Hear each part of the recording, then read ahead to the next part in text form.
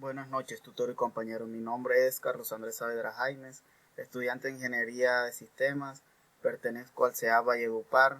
El día de hoy, en el curso de Física Electrónica, vamos a trabajar la guía El Paso 2 sobre conceptos y principios de los diseños de sistemas, donde realizaré la sustentación del ejercicio 1, mi identificación. Entonces empezamos con los conceptos fundamentales. Primero, la carga eléctrica. La carga eléctrica se representa con la Q minúscula. La materia ordinaria es eléctricamente neutra y está compuesta por átomos que están conformados por protones, electrones y neutrones.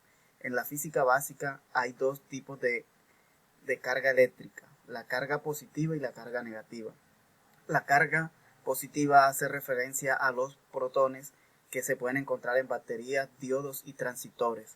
Su movimiento de carga positiva ayuda a entender la operación interna, y la carga negativa se refiere a los electrones que fluyen por fuera o por los extremos de los alambres de la conexión. Teniendo en cuenta todo esto, se puede decir que la carga eléctrica es una magnitud que nos indica el déficit o el exceso de electrones que tiene un cuerpo con respecto a otro eléctricamente neutro después de su interacción. La carga eléctrica tiene dos propiedades que son: la carga eléctrica se conserva y segundo, la carga eléctrica está cuantizada. Se representa así: Q igual a N por E, donde N es un número entero y E es la carga fundamental, que es una constante y tiene un valor de 1,602 por 10 a la menos 16.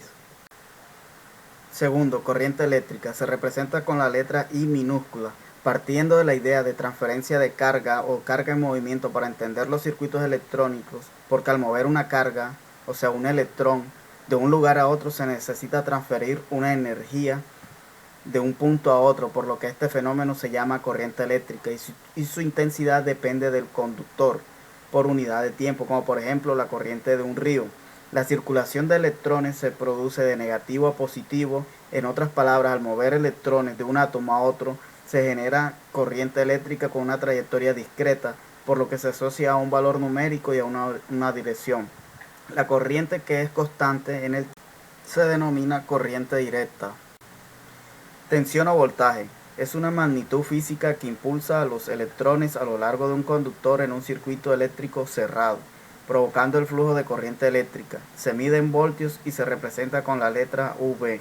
Se define como el trabajo por unidad de carga ejercido por el campo eléctrico sobre una partícula cargada para moverla de un lugar a otro. Tiene dos categorías: bajo voltaje y alto voltaje. El bajo voltaje es la deficiencia de voltios inferior a la requerida, y el alto voltaje caracteriza circuitos eléctricos en los cuales el nivel de voltaje usado requiere medidas de aislamiento y de seguridad.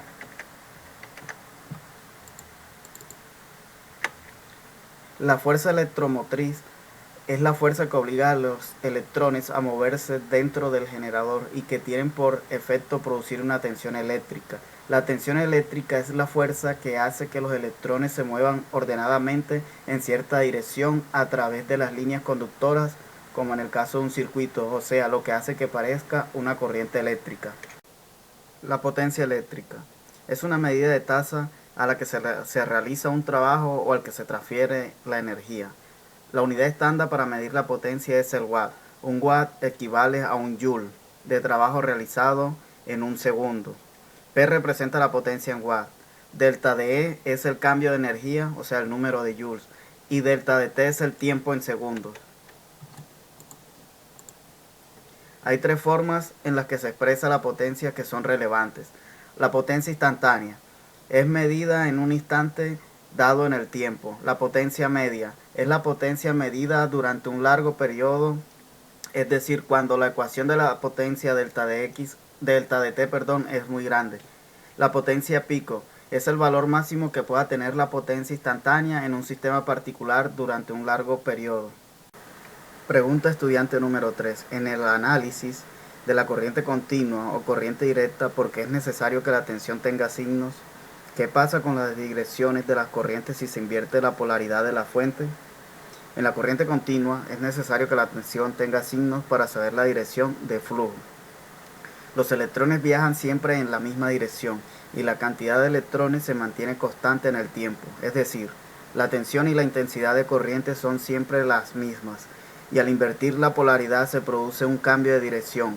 Un ejemplo de una fuente eléctrica de corriente continua es una batería. La fuente ejercida por el campo magnético que sufre un conductor por el que circula una corriente eléctrica cambia de sentido si se invierte el sentido de la corriente.